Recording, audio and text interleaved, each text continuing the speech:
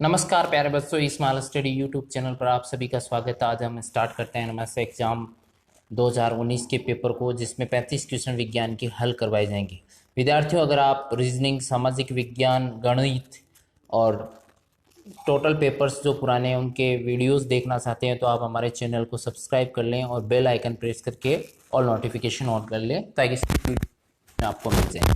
तो विद्यार्थियों, 2019 के पेपर में 35 क्वेश्चन विज्ञान कहते हैं। स्टार्ट करते हैं। आप देख रहे हैं स्क्रीन के ऊपर पहला प्रश्न आपके सामने है, प्राकृतिक खाद। प्राकृतिक खाद है, तो प्राकृतिक खाद की अगर अपन चर्चा करते हैं तो विद्यार्थियों आपके सामने ऑप्शन दे रखा है वर्मी कंपोस्ट का। वर्मी कंपोस्ट प्राकृतिक खाद है, इसका आंसर नंबर 3 हो जाएगा। नेक्स्ट जो प्रश्न आ रहा है आपके सामने है, जीव जंतु पेड़ पौधे की ऐसी प्रजातियां जिनका वर्तमान में कोई प्रतिनिधि जीवित नहीं, यानी सभी मृत हो चुके, तो वो है आपकी विलुप्त। नेक्स्ट जो प्रश्न है, नेक्स्ट प्रश्न जो आपके सामने आ रहा है, प्रदर्शित पादप चित्र में अलैंगिक प्रजनन का कौन सा प्रकार पाया जाता है। तो आप डायग्राम में देख सकते हैं विद्यार्थियों, चित्र से साफ साफ स्पष्ट है, विखंडन हो रहा है इसके अंदर, तो इसका आंसर जो है वो ऑप्शन होगा 1 नंबर, विखंडन। अगले प्रश्न की चर्चा करते हैं विद्यार्थियों। अगला प्रश्न आ रहा है, रुधिर का लगभग कितना प्रतिशत भाग रुधिर कणिकाओं से बना होता है। रुधिर कणिकाएं जो देखते हैं आरबीसी, डब्ल्यूबीसी, प्लेटलेट्स, प्लाज्मा वगैरह, इनका कंपोजिशन के बारे में ये डिटेल कर रहा है। तो विद्यार्थियों, रुधिर का लगभग कितना प्रतिशत भाग रुधिर कणिकाओं से बना होता है, तो आपका आंसर होगा 40%।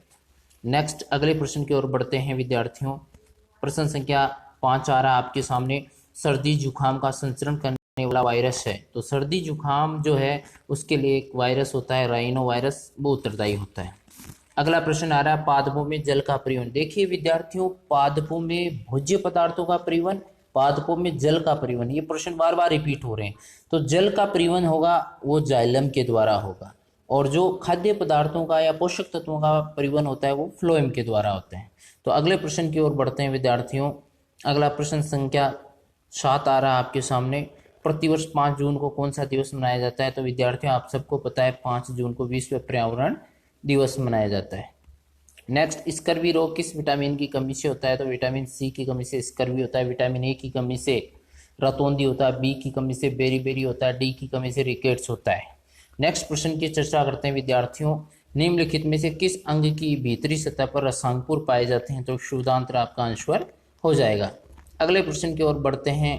निम्नलिखित में से कौन सा हार्मोन हमारे रुधिर में कैल्शियम के स्तर को नियंत्रित करता है। तो पहला ऑप्शन पैराथायराइड हार्मोन है, दूसरा thymosin hormone, thyroxine hormone, adrenaline hormone. तो देखिए, पैराथायराइड जो हार्मोन है वो कैल्शियम के स्तर को नियंत्रित करता है।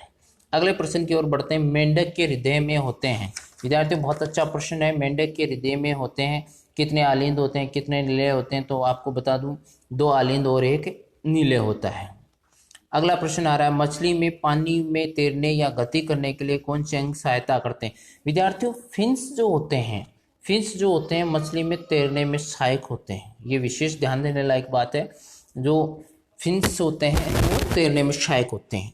यहाँ श्वसन की बात आती तो उसका आंसर अलग होगा, गलफड़े या गिल्स हो जाता है उसका आंसर।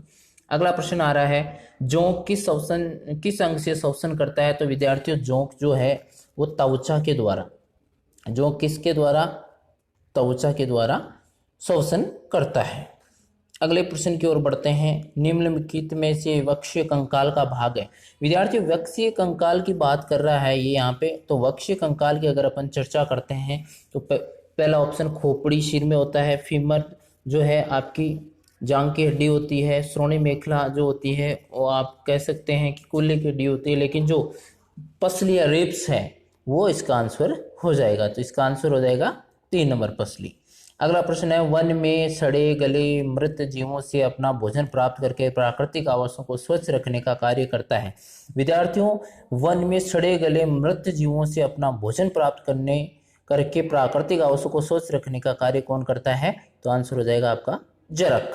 तो अगले प्रश्न की ओर बढ़ते हैं। नेक्स्ट क्वेश्चन आ रहा है आपके सामने, वायु उदाहरण है। विद्यार्थियों, वायु की अगर अपन चर्चा करते हैं, वायु मिश्रण होती है, ध्यान देना ये बात विशेष रूप से। नेक्स्ट, ऐसी प्रक्रिया जिसमें ठोस सीधा वाष्प में यानी गैसीय अवस्था में आ जाता है और ठंडा करते हैं तो वापस गैसीय से ठोस में चला जाता है, यानी द्रव अवस्था में नहीं बदलता है। तो ऐसी जो प्रक्रिया है वो कहलाती है ऊर्ध्वपातन की प्रक्रिया। अगले प्रश्न की चर्चा करते हैं। निम्नलिखित में से अस्थायी परिवर्तन है, यानी भौतिक परिवर्तन है, वापस जो हो जाए चेंज।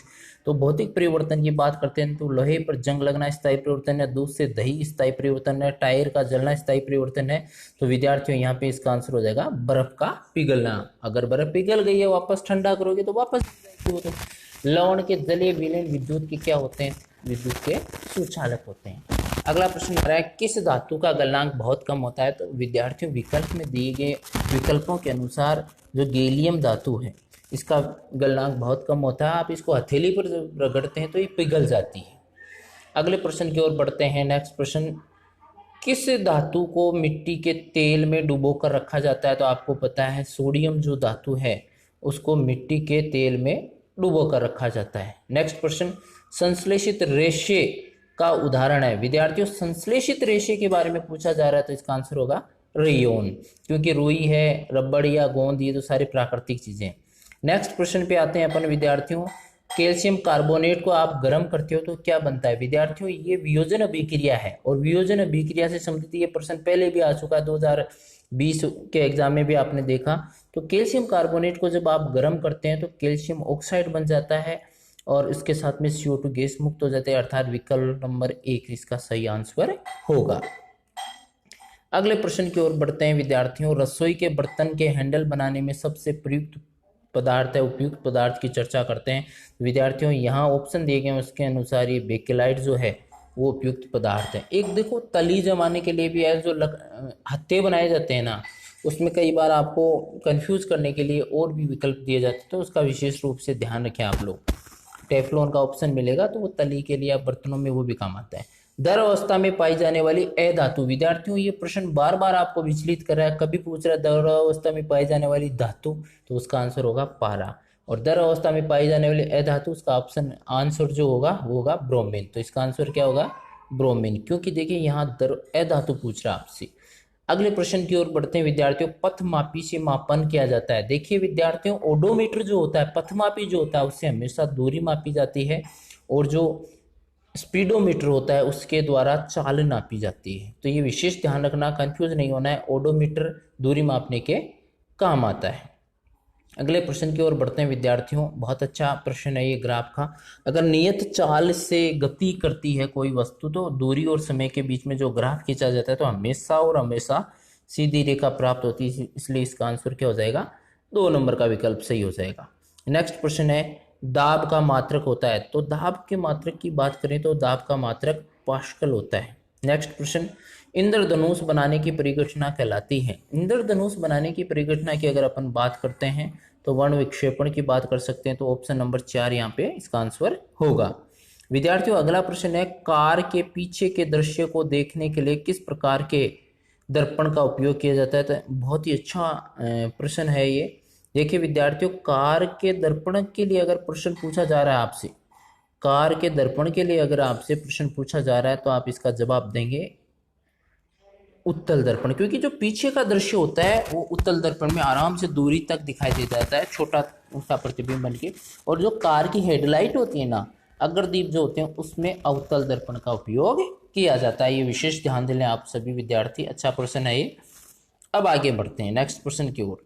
अगला प्रश्न आ रहा है, ऊर्जा का मात्रक है। विद्यार्थियों ऊर्जा के मात्रक की चर्चा करते हैं अपन लोग।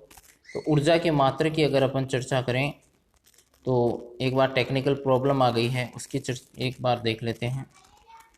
टेक्निकल प्रॉब्लम, हाँ ठीक है, दोबारा देखते हैं। नेक्स्ट प्रश्न आ रहा है, ऊर्जा का मात्रक है। ऊर्जा के मात्रक की अगर अपन चर्चा करते हैं तो ऊर्जा के मात्रक की चर्चा यहाँ पर देखिए विद्यार्थियों, ऑप्शन है न्यूटन, किलोग्राम, जूल, वाट। तो सीधा सीधा ऑप्शन दे रखा है जूल, इसका आंसर हो जाएगा। पृथ्वी के लिए प्लाइन वेग का मान है। प्लाइन वेग का भी अच्छा प्रश्न आता है विद्यार्थियों। प्लाइन वेग ये बहुत सारे एग्जामों में भी आता है, कॉम्पिटिटिव एग्जाम में भी। तो इसका आंसर हो जाएगा 11.2 किलोमीटर प्रति सेकंड। अगला प्रश्न आ रहा है कि किस पदार्थ का उपयोग थर्मामीटर में किया जाता है? आप सबको पता है पारा जो होता है उसका उपयोग थर्मामीटर में किया जाता है। जो तापमापी होती है ना आपकी, उसमें पारा का उपयोग किया जाता है।